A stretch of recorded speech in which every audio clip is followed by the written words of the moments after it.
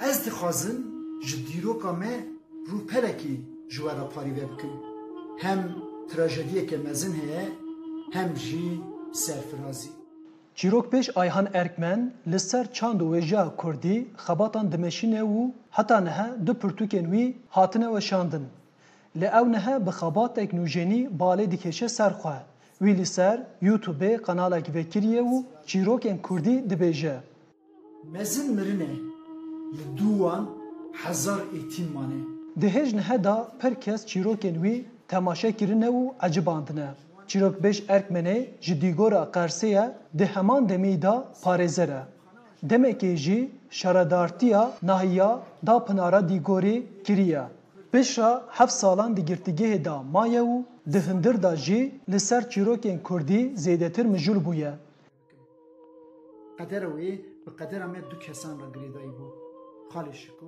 Dema ku Erkmen ji girtîgehê derket, dev ji karê xwe yê parêzeriyê berdide û temamî êdî dema xwe bi xebatên Kurdî ra derbas dike.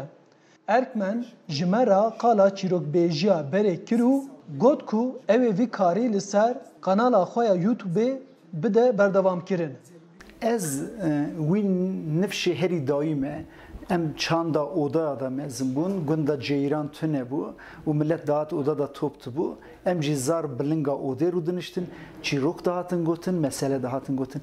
İnsan zêde van roja xwandinê zêdetir temaşe dikin. Ew çîrokê min yê her yekê da dersek heye, ez wan çîroka dikim 2-3 deqe û ser YouTubeê didim weşandin. Erkmen destnîşan dikir ku êdî li cîhanê çîrokbêjî bûye trendeke nû. Her diçe giringiya çîrokbêjiyê zêdetir dibe.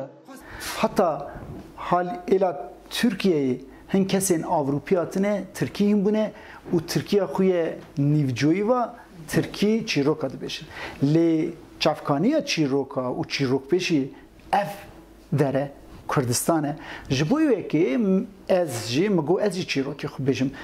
Erkmen got ku wî texmîn nedikir ku wê çîrokên wî ev qas rastî alaqeyekê baş bê û keyfxweşiya xwe wiha anî ziman. Du meh nîve min dest bi vî karî kiriye. Wî du meh nîvî da ajansê vê heremê û rojnameyê Qersê hemiya röportaj kirin. Alî Tirkiyeyê malpêrekê edebiyatê hebû ilk yaz wana portreya xwe vê mehê da cîhta min insan davet dikin ji bo wan ra çîroka bêjim. Min dît ku pêdiviyek wiha jî heye însan dixwazin çîroka gudar bikin. Çîrokbêj Erkmen got ku wî di çîrokên xwe da qala serpiyatiyên Kurdên êzîdî jî kiriye. İşte keyfa min pê hat, çîroka min ê herî dawî ser êtîmê êzdîya bû. Navê wê jî min danîbûn ewledên şîr helal, rastî jî dê bavê wana miribûn, ew ewledana êtîmxanê mezin bûbûn, lê xizmet, çand, huner, wêje û hebûna Kurda kiribûn. Pê ew çîroka me weşand, min dît êzdiyê me yî diasporayê, êzdiyê me yî Avrupayê. Peyamê xweşandin û spasdarî kirin. Ez pir kêfxweş bûm. Erkmen herî dawiyê derheqa giringiya çîrokbêjiya ji bo civakê da jî ev gotinên xwe anîn ziman. Dema mirov çîrokê baş û qenc guhdar dikin dibin şahîd, dibin qehremanê başî û qenciyê. Dema çîrokê nebaş guhdar dikin û dibin şahîd, nebaşiyê hîn dibin.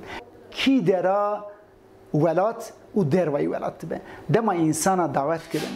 Ez ê herim ji wan ra çîrokê însana, çîrokê xwezayê, çîrokê rindiyê, qenciyê, başiyê, egdiyê û eşqê parî ve bikim.